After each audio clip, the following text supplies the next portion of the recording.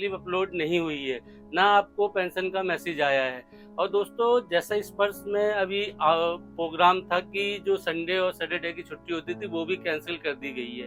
हाँ, मैं expected done नहीं बोल सकता कि इसी महीने मिल जाएगी, अगले महीने मिलेगी। देखो मोदी जी ने तो कहा है आपको, हमारे प्रधानमंत्री ने, कि आपको अक्टूबर महीने मिल जाएगी, लेकिन हो सकता है, मेरी उम्मीद है कि सितंबर में आपकी बड़ी हुई पेंशन आ जाए, अक्टूबर में आपका डीडीआर का भी एरिया आएगा। क्योंकि नमस्कार दोस्तों, क्यूएनए सीरीज में आपका स्वागत है। मैं दोस्तों आपके पूछे गए क्वेश्चनों का आंसर दूंगा। हाँ दोस्तों, वीडियो के स्टार्ट में सॉरी बोलता हूँ कि मैं आपका क्वेश्चन तो पिक किया हूँ लेकिन आपका नाम नहीं ले पाया हूँ। क्यों दोस्तों, एक ही रिलेटिव क्वेश्चन होते हैं, तो मैंने आज के वीडियो में उसका एक शॉर्टकट फॉर्म बनाया है। तो सभी क्वेश्चनों को, जैसे 8-10 क्वेश्चन एक ही टॉपिक पे होते हैं, तो मैं सिर्फ एक टॉपिक लेके चल रहा हूँ। तो चलिए आज का वीडियो शुरू करते हैं और देखते हैं हमारा फर्स्ट क्वेश्चन क्या है। फर्स्ट क्वेश्चन है, सर स्पर्श में स्पॉस का नाम वन स्पेलिंग मिस्टेक है, सुधार करने की कोशिश में कौन सा डॉक्यूमेंट लगेगा स्पर्श में ऑनलाइन।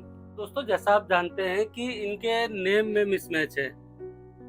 आप ये याद रखिए कि जो नेम में मिसमैच है ये सिर्फ एक स्पेलिंग का बोल रहे हैं। जैसे एग्जांपल के लिए हो गया रीना और RIA, रीना हो गया। अब दोस्तों एक स्पेलिंग मिसमैच के कारण देखिए स्पर्श में तो इफेक्टेड नहीं हो रहा है। स्पर्श में एक लेटर निकाला हुआ था कि आपका अगर मिसमैच है तो आप लॉगिन कर सकते हैं, स्पर्श का आपका ट्रांजेक्शन फेल नहीं आएगा। लेकिन दोस्तों ये अभी तो ठीक है, फ्यूचर के लिए आपको प्रॉब्लम जाएगी। तो आप एक काम कर सकते हैं दोस्तों, देखिए ऑनलाइन तो आप देखेंगे तो आपको स्पर्श में आप जैसा जानते हैं कि आपको 2 डॉक्यूमेंट लगते हैं। पहला है स्कूल लीविंग सर्टिफिकेट और बर्थ सर्टिफिकेट और 10th क्लास की मार्कशीट। अब अगर स्पर्श का करना चाहेंगे तो इनमें नहीं होगा तो प्रॉब्लम जाएगी। तो दोस्तों आप देखिए, आप अभी स्पर्श में लॉगिन हो चुके हैं, आपकी डेट ऑफ बर्थ चल रही है, सही ठीक है। आप एक काम कीजिए कि जो आपके PPO में है उसके अनुसार आप एक एप्लीकेशन लिखिए, अपना आधार कार्ड, वाइफ का आधार कार्ड, पैन कार्ड लेके जिला सैनिक बोर्ड में जाइए, उसके थ्रू आप सही कराइए। 3 से 6 महीने में सही हो जाएगा। आप स्पर्श में वैसे नहीं कर पाएंगे, आपको बहुत दिक्कत जाएगी। आप गस्टेड नोटिफिकेशन बना के और एफिडेविट बना के आप जिला सैनिक बोर्ड में संपर्क कीजिए तो आपको हो जाएगा। तो मैं आपको शॉर्टकट नहीं बताऊंगा क्योंकि आप परेशान होंगे, फिर आप कहेंगे कि मेरा सही नहीं हुआ। तो आप ध्यान रखिए कि आपको अगर सही कराना है, ये फ्यूचर के लिए आप करा सकते हैं, आपको आसानी रहेगी। अब चलिए मैं दूसरा क्वेश्चन बताता हूँ। दूसरा क्वेश्चन दोस्तों अथॉरिटी लेटर को लेके है। अब दोस्तों अथॉरिटी लेटर, आप पहले इसकी मीनिंग समझिए, फिर आप आगे समझेंगे। देखिए बहुत जानकारी नहीं, जब तो आप हमसे पूछ रहे हैं। आपको अगर जानकारी होती तो आप क्यों पूछते। देखिए अथॉरिटी और लेटर मतलब अथॉरिटी आप किसी को दे रहे हैं, आप अपने बिहाफ में किसी को बोल रहे हैं कि ये मेरी जगह वो कैरी कर सकता है, ये होता है अथॉरिटी। और लेटर एक लेटर परफॉर्मर होता है। तो दोस्तों ये हर जगह यूज किया जा सकता है। ज्यादातर मोस्टली दोस्तों देखिए 2 जगह यूज होता है। एक दोस्तों जो सर्विस वाले हैं, एक सर्विस वाले यूज करते हैं, और दूसरा जो पेंशनर होते हैं, जो हैंडीकैप हो गए या बीमार हो गए ज्यादा दोस्तों, जो बेड में पड़े हैं, वो यूज करते हैं। अब मैं दोनों का बताता हूँ दोस्तों कि देखिए जो सर्विस वाले हैं, आप सर्विस कर रहे हैं, उनको बाइक परचेस करना है या CSD डिपो से लेना है, तो एक अथॉरिटी लेटर बना सकते हैं कि वो सर्विस में है। तो अब उनको कंफ्यूज होगा, मेरे व्यूअर हैं ऐसे जो कंफ्यूज है, तो मैं क्लियर करता हूँ कि देखिए आपको अगर अथॉरिटी लेटर बनाना है तो अथॉरिटी लेटर कहीं से बन सकता है, उसका कोई प्रूफ नहीं होता। आप जिसके अगेंस्ट में बना रहे, एक एप्लीकेशन ही होती है।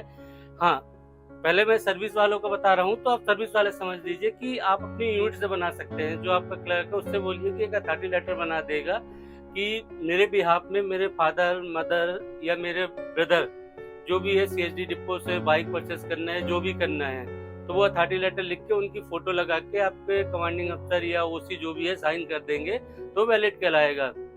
हाँ आधार, उसमें जब अथॉरिटी लेटर बनाएंगे तो दोनों चीज में एक चीज आपको मेंशन करना होता है कि आपका आधार कार्ड, जो जिनके नाम का आप अथॉरिटी लेटर बना रहे हैं उनका आधार कार्ड जरूर मेंशन होगा। क्यों, जब वो अथॉरिटी लेटर लेके जाएंगे तो आधार कार्ड लगेगा। तो आप ये ध्यान रखिए। और ऐसे ही पेंशनरों का है दोस्तों की जो CSD के लिए बनवाते हैं, तो CSD के सामान लेने के लिए तो दोस्तों उनके लिए MS से बन जाता है दोस्तों कि ये इतनी बीमारी ग्रस्त हैं, चल फिर नहीं सकते, इसके बिहाफ में तो आपको PPO की कॉपी लगती है, जिला सैनिक बोर्ड के थ्रू आपका अथॉरिटी लेटर बन जाता है।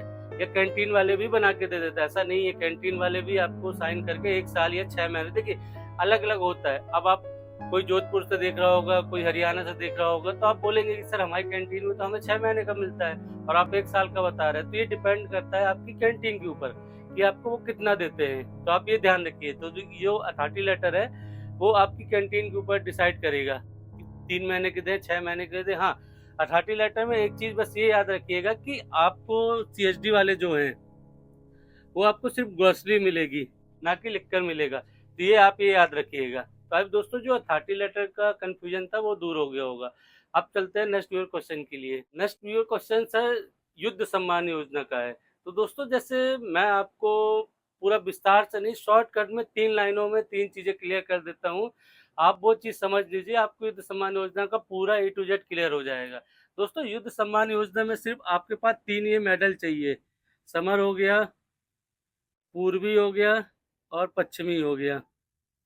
ये तीनों मेडल चाहिए, पहली चीज ये कंडीशन है। दूसरी चीज ये 1965 या 71 में पार्टिसिपेट के होना चाहिए, ये दूसरी चीज हो गई। तीसरी चीज दोस्तों सबसे इम्पोर्टेंट है कि वो नॉन पेंशनर हो, नॉन पेंशनर हो, कोई पेंशन ना पा रहा हो। ये नहीं है कि ये डिफेंस का हो, दोस्तों ये सिविलियन भी हो सकता है। तो दोस्तों ये चीज़ याद रखिए, ये चीज़ में आप एबिलिटी हैं तो युद्ध सम्मान योजना के लिए अप्लाई कर सकते हैं बहुत शॉर्टकट तरीके से, क्योंकि आपके पास भी टाइम कम रहता है और आप जरूरी चीज़ें देखना चाहते हैं, इसलिए मैं शॉर्टकट तरीके से आपको समझा दिया। अब दोस्तों नेक्स्ट क्वेश्चन की ओर देखते हैं। नेक्स्ट क्वेश्चन है दोस्तों OROP 3 की पेमेंट कब होगी। तो दोस्तों OROP 3 का जैसा आप जानते हैं, अगर आपने मेरा कल का वीडियो देखा है तो मैंने विस्तार से बताया है। हाँ, मैं शॉर्टकट में बता देता हूँ, व्यूअर का क्वेश्चन है तो शायद वो कल का वीडियो ना देखे हों। तो अगर आपने नहीं देखा है तो आई बटन में लिंक है, तो आप देख सकते हैं। दोस्तों OROP 3 का मोस्टली क्या है दोस्तों, जो आपका सितंबर चल रहा है अभी अभी आप ये जानते हैं कि अभी तक आपकी पे स्लिप अपलोड नहीं हुई है, ना आपको पेंशन का मैसेज आया है। और दोस्तों जैसा इस वर्ष में अभी प्रोग्राम था कि जो संडे और सैटरडे की छुट्टी होती थी वो भी कैंसिल कर दी गई है। तो दोस्तों बहुत जोरों से काम चल रहा है, कह सकते हैं हम कि आपके लिए मोदी जी ने युद्ध स्तरों में काम चलाया है। तो बहुत मोस्टली क्यों दोस्तों, क्योंकि अक्टूबर में वोटिंग है, उसके पहले आपको पेमेंट मिलती है। तो मोस्टली दोस्तों ये जो हरियाणा और जम्मू, दोस्तों इन स्टेटों में वोटिंग है तो बहुत इफेक्टेड पड़ता है। तो हो सकता है कि इसके कारण आपको जल्दी मिल जाए। हाँ, मैं एक्सपेक्टेड डन नहीं बोल सकता कि इसी महीने मिल जाएगी, अगले महीने मिलेगी। देखो मोदी जी ने तो कहा है आपको, हमारे प्रधानमंत्री ने, कि आपको अक्टूबर महीने मिल जाएगी, लेकिन हो सकता है, मेरी उम्मीद है कि सितंबर में आपकी बड़ी हुई पेंशन आ जाए, अक्टूबर में आपका DADR का भी एरिया आएगा, क्योंकि 25 को कैबिनेट की मीटिंग है। अगर उसमें हो सकता है DADR का भी अप्रूवल हो जाए, ये भी क्लियर हो जाए बोल दें, तो आई दोस्तों क्लियर हो जाएगा। तो दोस्तों मैंने आपके पूछे गए क्वेश्चनों के आंसर दिए। हाँ, आपको अभी भी कुछ कंफ्यूजन है तो आप वीडियो के नीचे कमेंट्स कीजिए, मैं रिप्लाई देने की कोशिश करूंगा। मिलते हैं एक नए वीडियो। नमस्कार दोस्तों।